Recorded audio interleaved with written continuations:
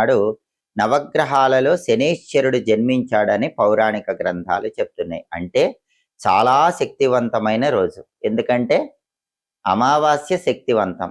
అందులోనూ విష్ణుమూర్తికి ఎంతో ఇష్టమైన వైశాఖ మాసంలో వచ్చే అమావాస్య కాబట్టి మరింత శక్తివంతం.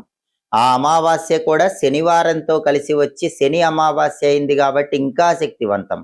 ఆ శని అమావాస్య రోజే శనీశ్వర జయంతి వచ్చింది కాబట్టి మరింత శక్తివంతం. కాబట్టి సంవత్సరంలో ఏ రోజుకు లేని ఒక అద్భుతమైన ప్రత్యేకత, ప్రాధాన్యత మే 16వ తేదీ శనివారానికి ఉంది.